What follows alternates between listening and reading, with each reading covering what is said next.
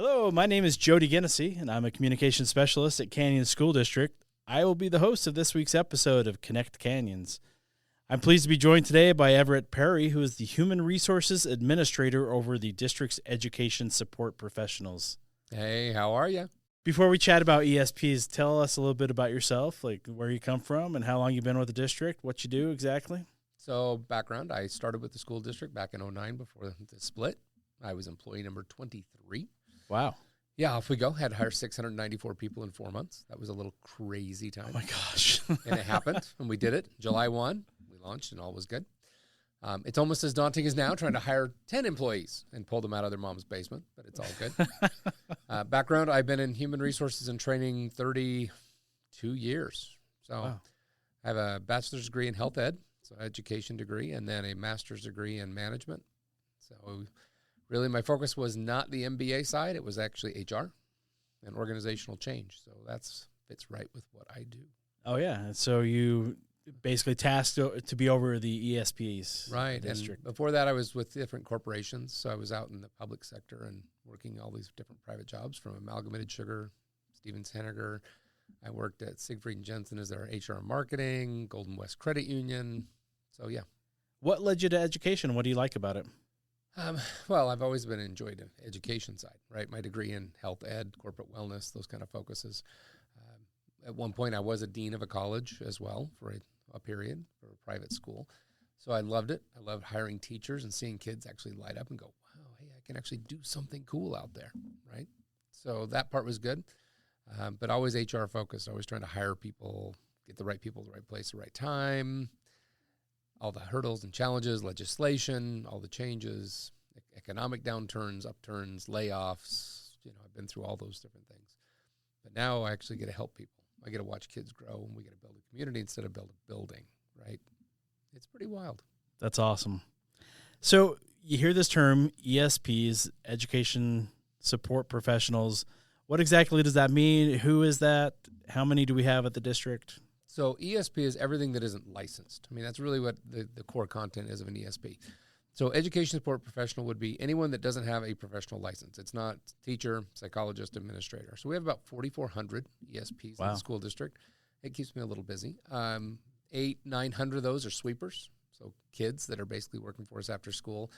And then we get into paraeducators, bus drivers, nutrition workers, facilities, trades, plumbers, electricians, alarm responders. We have all of our instructional assistants, our support assistants in the school that do all the administrative work. We have administrative assistants, about 110 of those throughout the district that do different functions from head secretaries at schools to, all the way through the district. Payroll, purchasing, IT, everybody's got them. So it's everybody else, basically, besides the teaching side.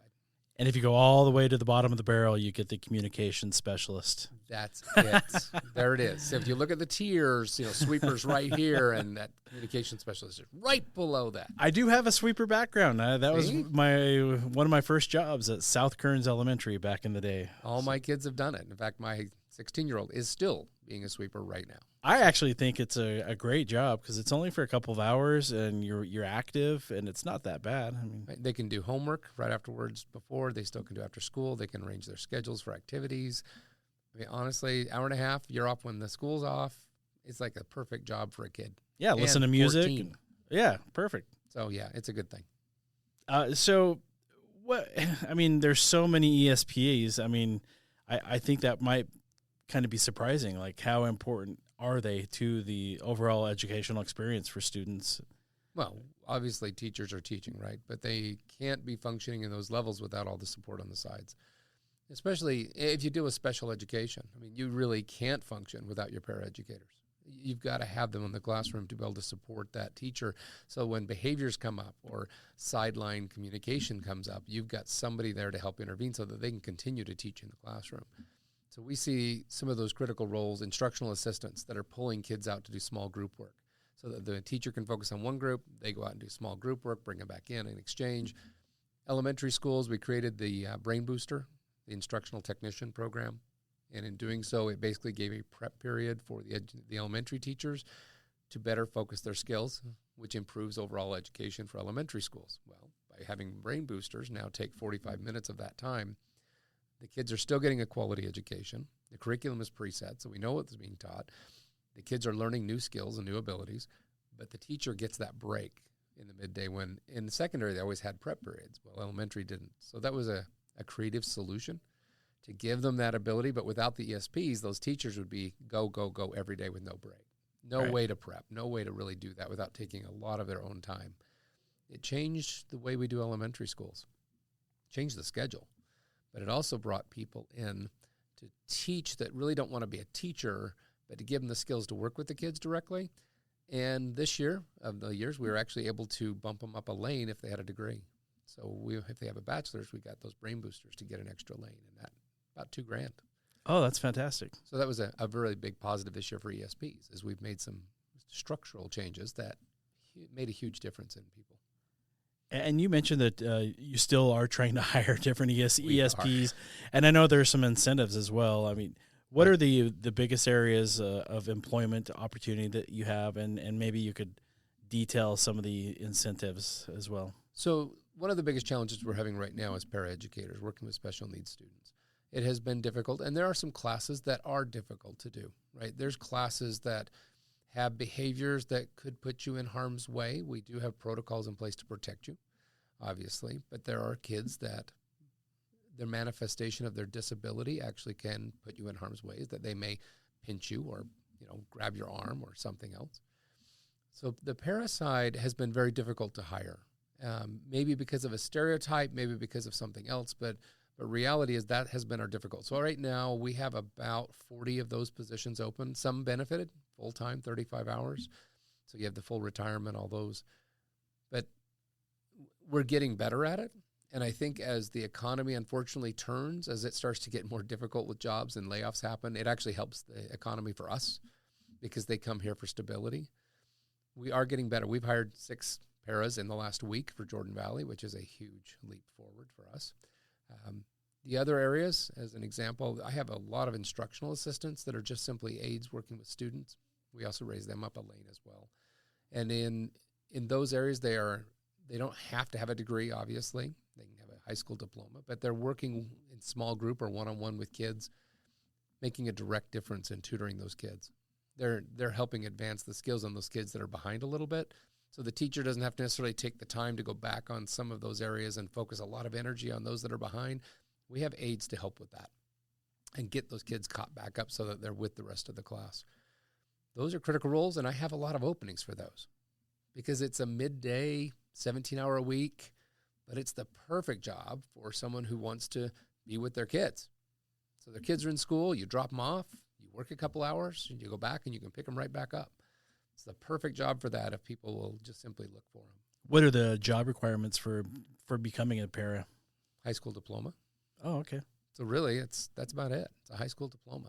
So, and, right, good judgment, right? We want to have somebody who's positive, customer service oriented, focus on the kids. We want people that are happy. But in the end, the actual requirement is the high school diploma.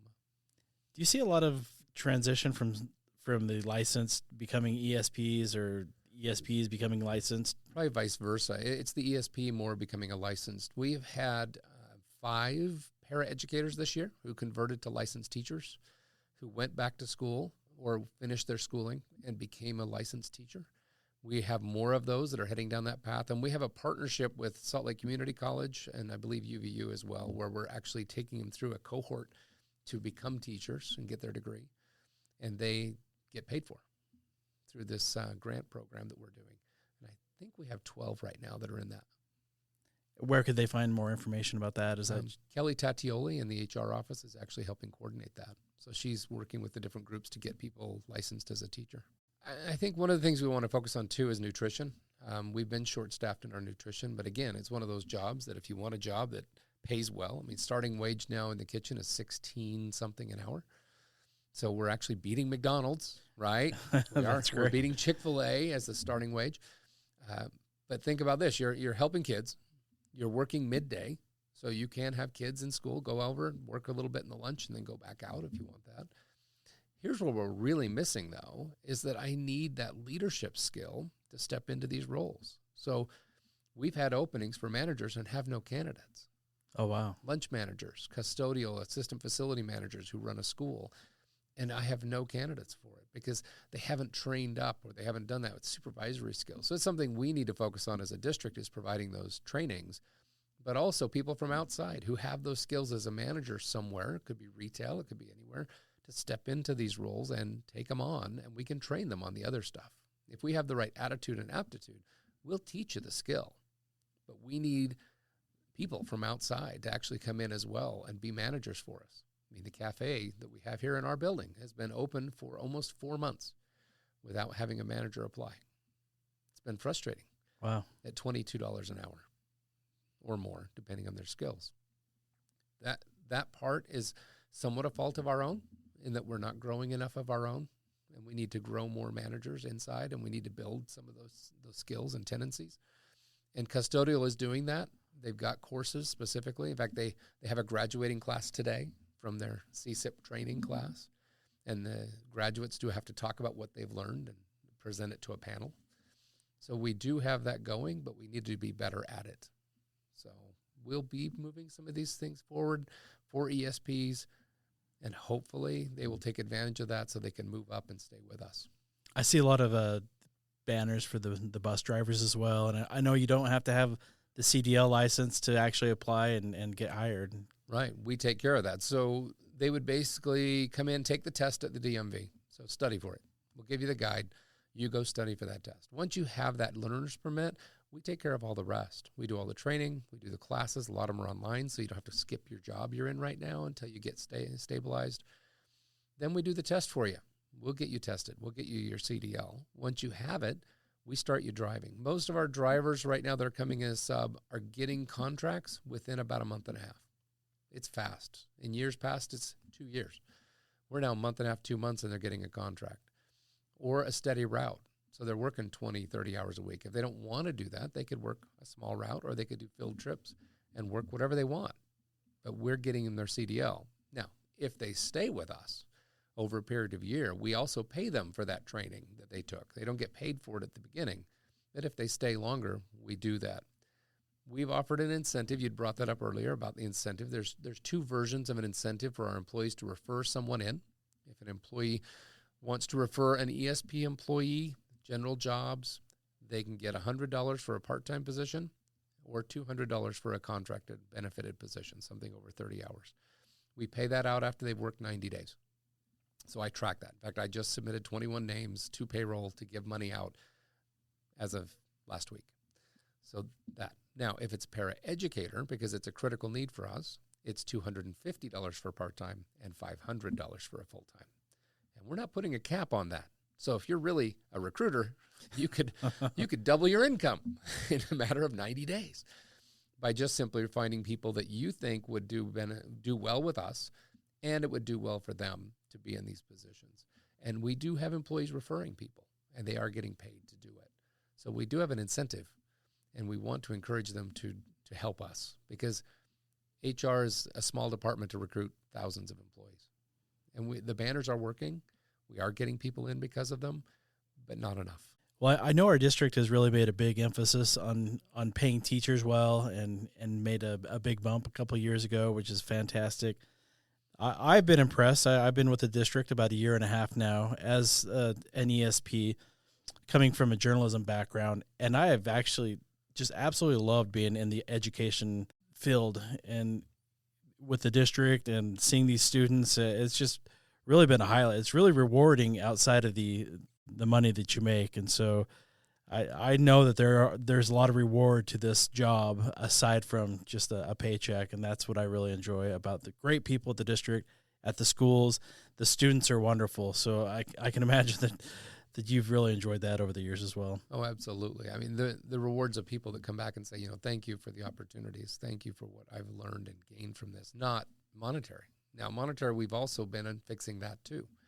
I mean, we've jumped well over 10% in the last 3 years for our ESPs, and more so. We're jumping as we keep going through COLAs and other things. It's been a huge positive for our ESP employees. We're making a shift. When we started out, our entry wage was around $9 an hour. Oh, wow. And now we're well over 14. So we're jumping it up. It's just we can only go so far with taxpayer money. right? It's Right. all controlled by legislation. So we do what we can. Yes, we have to attract good teachers nationwide. We have to compete, and it is tough with housing. But at the same time, we can't forget our ESPs.